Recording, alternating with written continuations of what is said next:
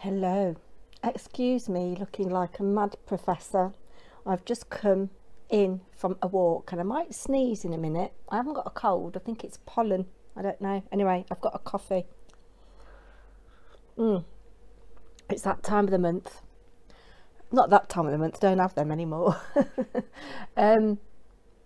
Yeah, Secret Diary of a Serial Dieter. Anyway, today I have walked, since I've been out, 9,101 steps. I've burnt 597 calories and I've walked 5.93 kilometres, which is 3.68 miles. In total today, I've done 14,466 steps. So we might get to 15,000 by the end of the day. Anyway, I'm absolutely shattered now.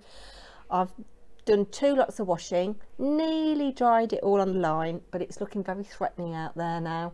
So it's just finishing off in the tumble dryer because there's too much of it to put out around the house and I haven't got the heating on. So I did go for a walk to get myself weighed at Boots. Here's a little bit of me walking by various water sources.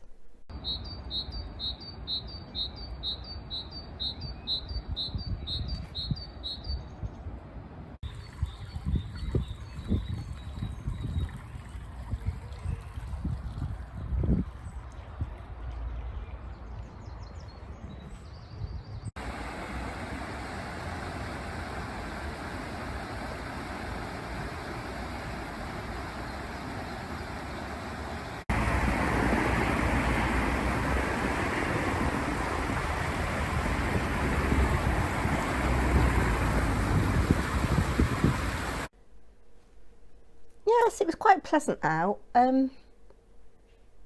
Windy, very windy. So my hair is a real mess. I desperately need a haircut, but I'm hanging on and hanging on. I think I next get paid on the 27th of April. Got no money coming in till then, so I think I might make an appointment for maybe the Friday late night, if they're open late night on Friday. Some hairdressers are, aren't they? So I might do that. But yes, do you want to have a look and see some of the things I've eaten, and then we'll have a little chatette.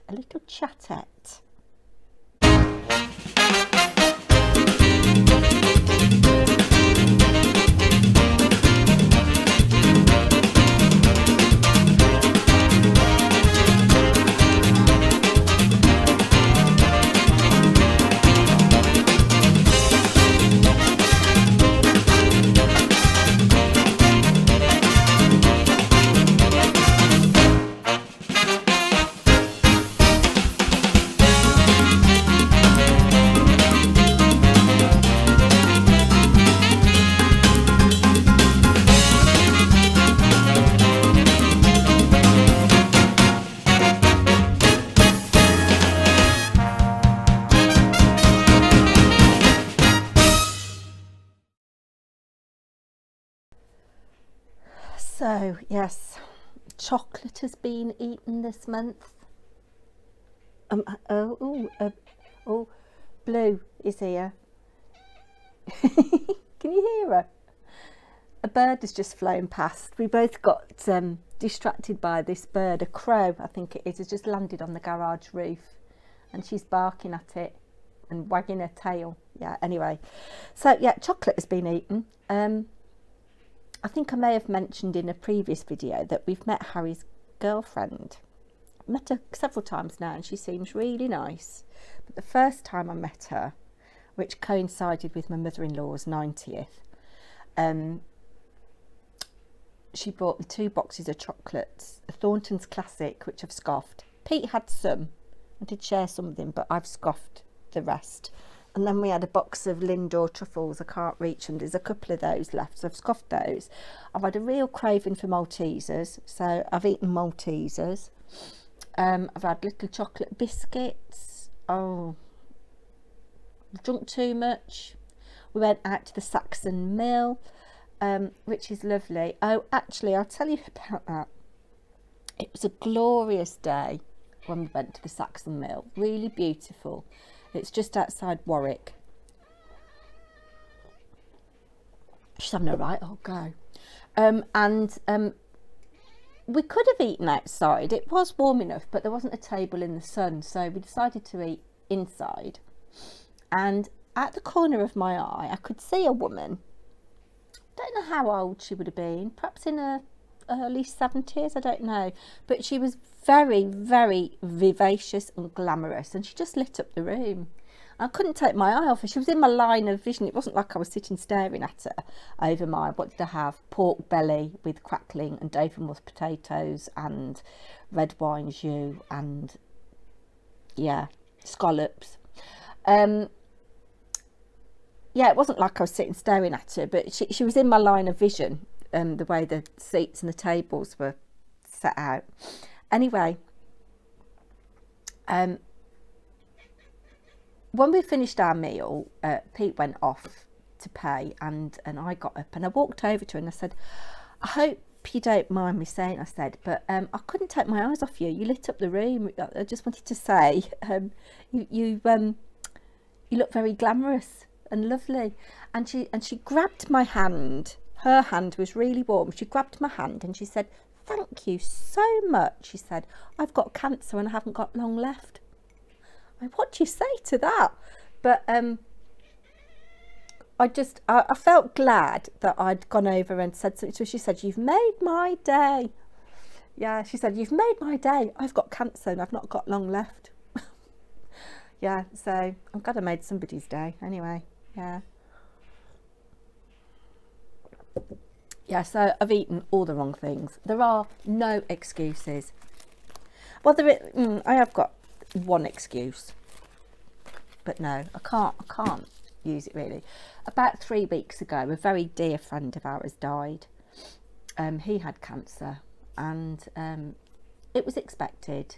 It'd been a long time coming, but you know how you hope that something will change, something, you know, there'll be some treatment, or they'll respond better, you know.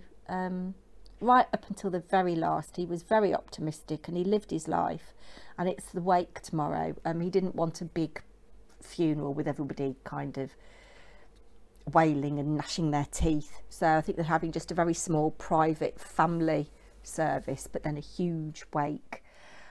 So yeah, we're going to that tomorrow. We've got a bit of travelling to do to get there. And my husband, he was a friend of my husband's really. He'd known him for the best part of 40 years, and I've known him the best part of 30 years. He and his first partner came to our wedding. She died of cancer, sadly. They had a daughter, Jenny, who's all grown up now and has got children of her own.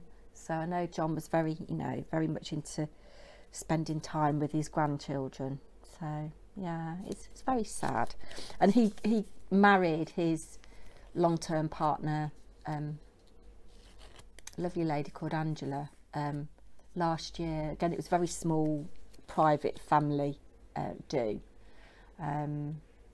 Yeah, she's lovely. She was a nurse, so she's been very good at looking after John, you know. But yeah, I don't know, I don't want this to be about me, but it kind of brought into focus my own mortality, I suppose, and the battles that I've had with cancer, and that I was lucky enough to beat cancer, you know. And here I am moaning and not living the healthiest of lives. And I said to John, oh John, you're amazing. We saw him before Christmas. He came and spent a night with us.